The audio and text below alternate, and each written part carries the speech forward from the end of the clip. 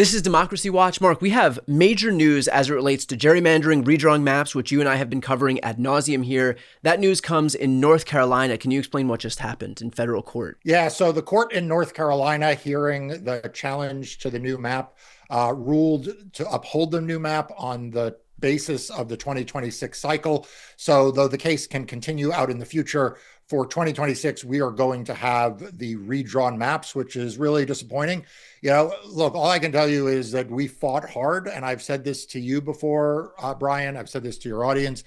All I can promise people is that where we have a case to be brought, where we think there is a good argument that we can protect people's voting rights, that we can ensure lawful redistricting, we are going to fight hard, and we're going to fight with everything we have. And we're not giving up on North Carolina. We'll keep going forward. But for 2026, we are going to have the gerrymandered maps that the legislature put in place. So I'm assuming here, it sounds like the judge relied on the Purcell doctrine. Is that correct? This idea that we were too close to the election to make any changes to the existing map?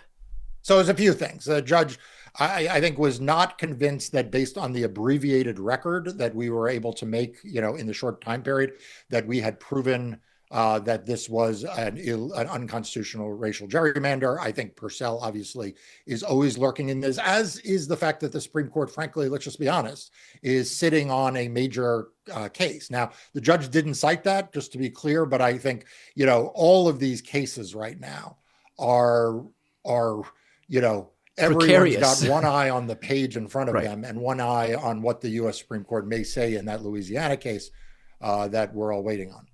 So you had mentioned the Supreme Court, Mark, and you were talking about Section 2 of the Voting Rights Act. That's the Calais case down from Louisiana. But there's another case pending in front of the Supreme Court that you and your team had also been litigating, and that was the new maps in Texas. So can you talk about where that case stands right now? Yeah, so look, we won a huge case in Texas around racial gerrymandering, actually the same claims that we brought in North Carolina, different facts, but same claims.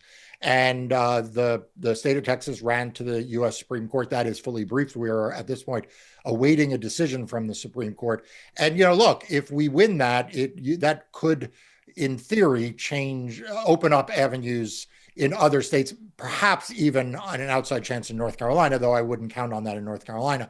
But that is right now probably the single most impactful case because it involves 5 seats that is pending before the Supreme Court around redistricting. The Calais case will have more long-range impacts because it involves the Voting Rights Act, and that'll affect a whole bunch of states in the Deep South. But that Texas case, we are awaiting any day now, a decision there.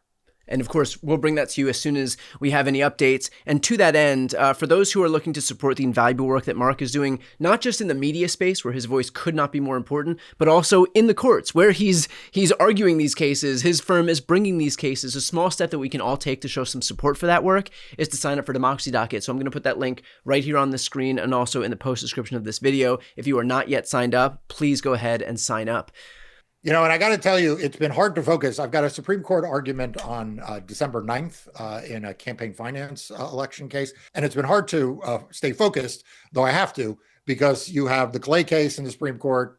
You've got the Texas case on an emergency basis in the Supreme Court. You've got the North Carolina case that was just decided. But that's, before you get to Wisconsin, where my law firm just won a procedural victory, where that case will now go before a 3-judge trial court in Dane County. We've got, what's still happening in Virginia. We've got, redistricting challenges that the other side has filed against California, which is not getting a lot of attention, but that has been set for hearing in December. And look, you and I have talked about this. I think that if we see Indiana come back into session in mid December, as they are saying they will, then all eyes are going to turn back to, the other states, Illinois, Maryland on the Democratic side, plus Florida. So there's a lot going on around redistricting. And I say this because on any given day, you're going to get good news. You're going to get bad news. You're going to get some bad news in North Carolina. We had some good news in Texas. Like, don't get too caught up in one or the other, because there's just a lot of seats that are going to play out in these cases throughout the month of December, through the holidays, and probably into the beginning of next year. And when can we assume that everything is settled? Like, Uh, what's the latest point at which these court cases can go on before we know, okay, this is what it's going to look like for 2026? Yeah, so it's a great question, and I wish I could tell you there was one national answer. But you mentioned the Purcell Doctrine earlier. What that says is that courts cannot change maps or election rules too close to the election. Now, what too close to the election means is anybody's guess, right? Like the Supreme Court has not been crystal clear about Right. this. They keep moving these dates. And some of it depends on the state, right? So a state that has, let's say, a March primary is going to be a different timetable than, for example, a state that has an August primary, right? Because like what too close means is going to necessarily depend on, where you are in that progression of dates.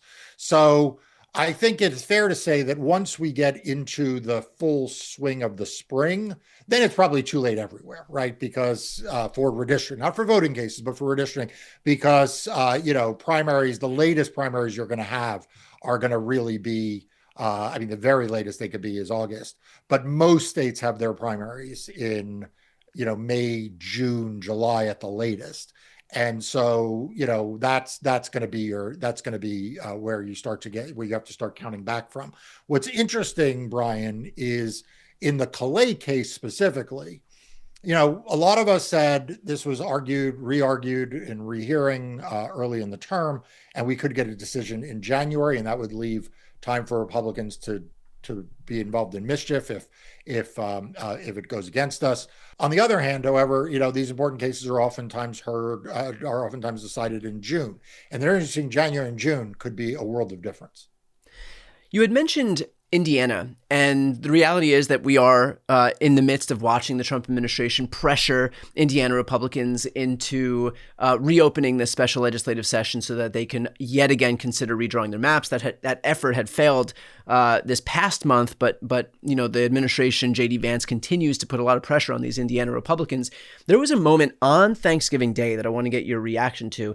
On Thanksgiving Day, Trump took to Truth Social and decided to attack Governor of Minnesota, Tim Walz, and he wrote, quote, "The seriously retarded governor of Minnesota, Tim Walz, does nothing either through fear, incompetence, or both," and he's talking about Somalian gangs roving the streets looking for prey. That was met with a response from an Indiana Republican who had taken to Facebook, and he wrote the following: "Many of you have asked my position on redistricting. I have been an unapologetic advocate for people with intellectual disabilities since the birth of my second daughter. Those of you who don't know me or my family might not know that my daughter has Down syndrome. This is not the first time our president has used these insulting and derogatory references, and his choices of words have consequences. I will be voting no on redistricting. Perhaps he can use the next 10 months to convince voters that his policies and behavior deserve a congressional majority." So I want to get your reaction to what we saw play out on Thanksgiving Day. First of all, that is who Donald Trump is. So, I kudos, I guess, to the Republican who, as he said, he has heard Donald Trump say this for years. And I'm not sure why this one instance is any different than the other slurs he's used. And by the way, the other slurs he's used against not just people with mental disabilities, people with physical disabilities, he's mocked. He, of course, is constantly bad mouthing and lying about different racial and ethnic and religious groups. So this is who Donald Trump is. So that's my first reaction. The second is that, it would be nice if Republicans, were standing up for vulnerable people in our community, even if they themselves were not affected by those vulnerabilities. Yeah. It would be nice if Republicans had just general decency and opposed Donald Trump on those grounds, even if it didn't affect them, or someone close to them. And then finally, the same I'd say about democracy. Like, Republicans in Indiana should stand up against Donald Trump, because what Donald Trump is trying to do in Indiana is fundamentally undemocratic. So it's a long way of saying I'm glad that this particular Republican, who I don't know, found a reason to do the right thing. It's never too late to do the right thing, and I guess there's never a wrong reason to do the right thing. But we need more Republicans who are just willing to do the right thing, period, without there having to be a particular event that is near and dear to their heart, Right. but rather just speaks to what we expect from a president and what we expect from a party that supports the president. Perfectly put. I would also add that, he did this on Thanksgiving Day. And for the last 10, 20 years, we have watched Republicans, clutch their pearls that the radical leftist, Marxist, communist Democrats didn't appreciate the sacrosanctity of the holidays, that we've been waging this war on Christmas, this war on the holidays. And now Republicans have full control of government. They've got the House, the Senate, the White House, the Supreme Court. They've got everything. And so you would think that in this moment, they would be able to fully appreciate the holidays as they're supposed to be celebrated, which I would assume would be spending time with family, the traditional family values, whatever it may be. And instead, you've got the leader of the Republican Party logging onto Twitter on Thanksgiving evening when the rest of us are celebrating Thanksgiving, sitting down with our families, enjoying dinner, and spending quality time with people we love. And he's just out there calling random governors of random blue states retarded because they're not adhering to whatever his political agenda is. And so just the irony of the fact that finally you have the opportunity to truly appreciate and put into effect, this sacrosanct moment of the calendar year, and instead you just waste it, basically just attacking your political foes. Yeah, I mean, again, this is who Donald Trump is.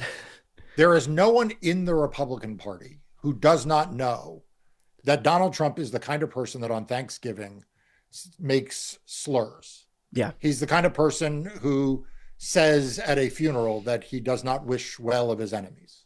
This is a guy who is just a indecent human being without any sense of right and wrong. We oftentimes think that we want our presidents to grow in office. We want them to become bigger than themselves and represent the best of America. We don't even try to expect that of Donald Trump. Yeah. His supporters don't even try to expect that of Donald Trump. We have accepted, and they have accepted, a diminished presidency because this pathetic little man, this pathetic, broken old man is who he is, and they are unwilling to hold him to the standard that we normally hold presidents to. We'll leave it there. That's the perfect place to leave off. Again, for those who are watching right now, if you'd like to support Mark's work, and we've heard a little bit about what that work is, whether it's, against these Republican gerrymanders in Texas, in North Carolina, wherever it may be across the country, a small step we can all take to show that support is to sign up for Democracy Docket. So I'm going to put that link right here on the screen and also in the post description of this video. I would also note that while he and his team are covering this stuff, this has gone completely unnoticed by legacy media. There is no coverage of what's happening on a day-to-day basis on these redistricting fights. So again, if you're not looking to support him solely for what he's doing in the courts, which is battling for democracy on the front lines, then do it for the fact that he and his team are covering this stuff that, again, is being ignored by legacy media. And of course, if you'd like to see episodes of Democracy Watch, I'm going to put that link on the screen as well. I'm Brian Tyler Cohen. I'm Mark Elias. This is Democracy Watch.